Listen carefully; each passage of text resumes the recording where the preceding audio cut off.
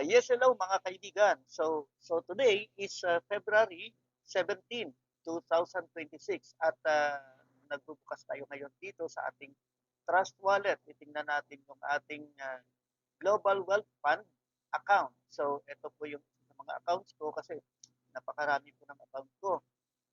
So let's click GWF token. Ito po yung security ng ng Trust Wallet. It's normal for Trust Wallet to have this kind of security, but don't worry, just click proceed anyway and click I understand, dalawa, and continue. So this is Global Wealth Fund. At ang Global Wealth Fund ay isa sa mga longest running system or platform dito sa internet. Wala pong CEO ito, walang human intervention. So everything niraran po siya ng blockchain technology using artificial intelligence. So ito po yung yung Global Wealth Fund, napakarami po ng ecosystem niya kasi pang long term po yung design nito. Okay? So ang ginagamit po natin is Polygon, Global Wealth Fund Token, at saka USDT. And by the way, it's but normal sa ngayon na meron tayong global market crash. Kung titingnan po natin, ito po yung coin market cap, nakalagay rito sa topic, Bitcoin faces worst Q1 in 8 years. So napakalaki po ng pagbaba ngayon ng halos lahat ng crypto. Yung BTC nasa $68,000, so 68,849. So grabe po yung market crash. Imagine from $126,000 o mga 6 million before last October, nag-market crash po yung global economy ng cryptocurrency.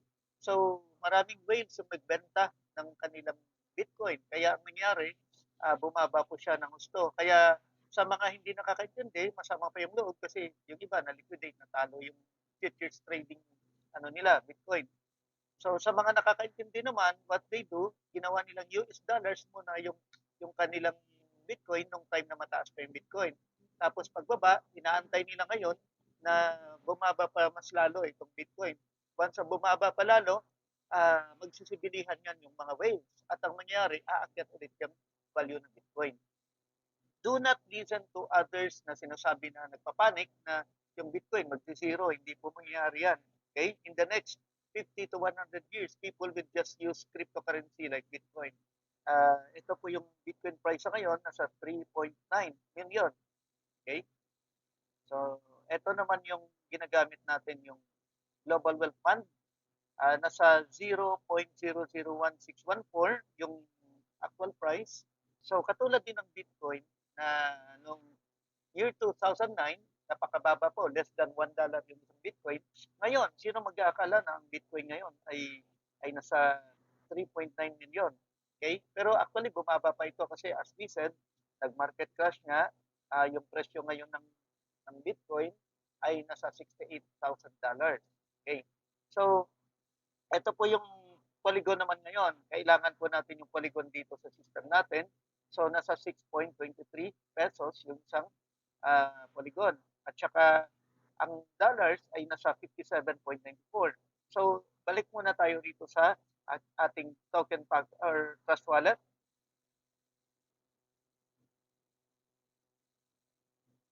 So, titingnan natin ngayon kung meron tayong withdraw dito. So, right now, meron tayong 5,205 dito sa ating Global Wealth Fund balance sa ating external wallet. Okay, so kailangan lang po, bastante po yung Polygon natin. Meron siyang enough balance dito para pang allowance sa gas fee. Okay? So, eto po ngayon, mag-withdraw tayo. So, titingnan natin. Ayun, meron tayong claimable amount na 3,327 Global Wealth Fund token.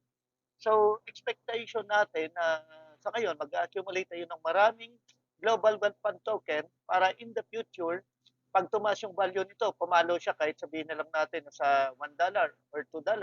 Kung nakapag-accumulate ka naman ng 100,000 GWF in the future, so times pag $1 na lang siya, o di meron kang $100,000, di ba? Kung mag $2 siya, so meron kang $200,000 kung nagkapag-accumulate ka ng 100,000 GWF. So sa ngayon, ini-stake po natin ito. But right now, since may claimable tayo, i-click muna natin yung claim at mag-withdraw dito. Right? Let's select high risk transaction. I understand. Continue. Approve.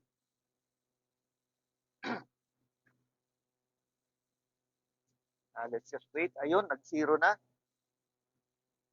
Right? So, kaya tayo sa taas.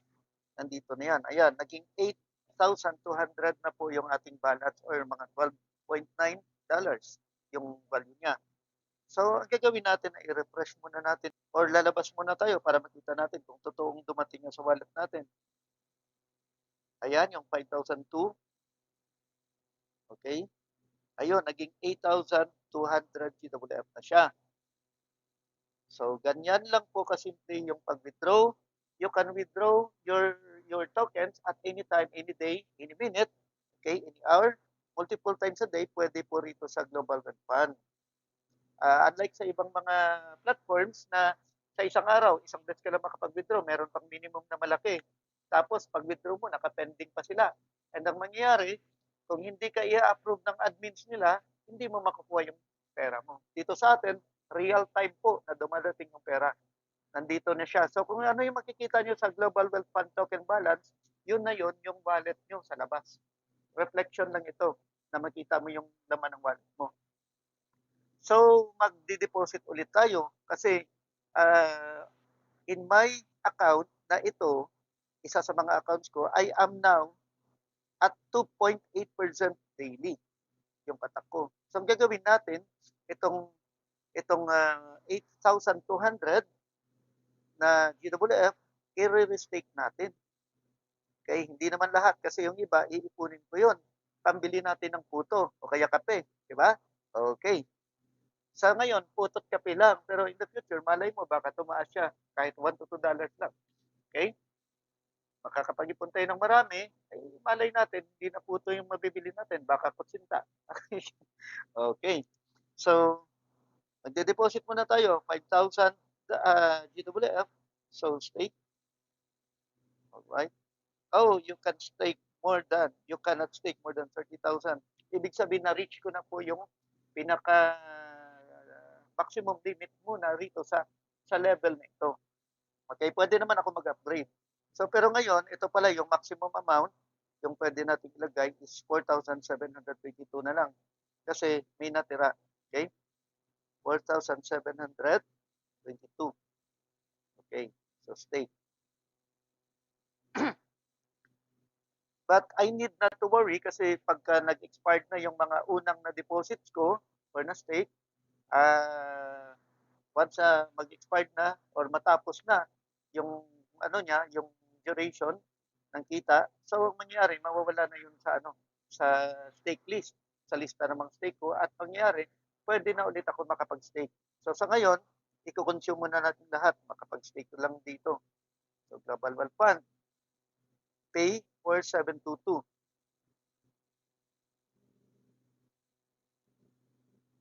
All right, and let's click high risk transaction, proceed anyway. I understood or I understand. Click approve. Okay, nilagay natin yung ating password through fingerprint. And transaction sent. Ibig sabihin, nakapasok na po successfully yung ating stake.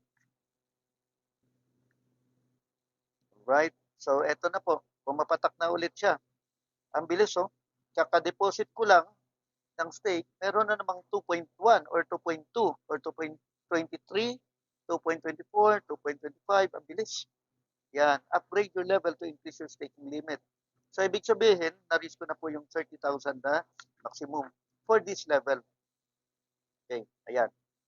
30,000 dito pala, 2.8% daily ako at meron akong patak dito every day. Ito po siya. Yan. Ito, 132 GWF a day yung patak ko sa isang deposit na yan. So, meron pa akong deposit ng February 12, it's 4,478, 46 days din, at meron siyang 125 GWF. So, tuloy-tuloy po yung patak nito. Ayan. Alright? So, balik tayo sa main menu. Ayan, nasa 3,478 na lang po yung balance natin. Pero itong 3478, ang gagawin po natin ay isi-send ko po ito sa aking other wallet later kasi po isi-save ko na siya. Okay? So napakaganda po ng ating business na Global Wealth Fund or GWF token. Wag po tayong matakot. Hindi po ito short-lived na online business. It's a long-term business na pwede nyong gawing passive online business nyo. Okay? Of course, kung meron kayong other business or other income source, pwede nyong gawing secondary income source ito. Okay?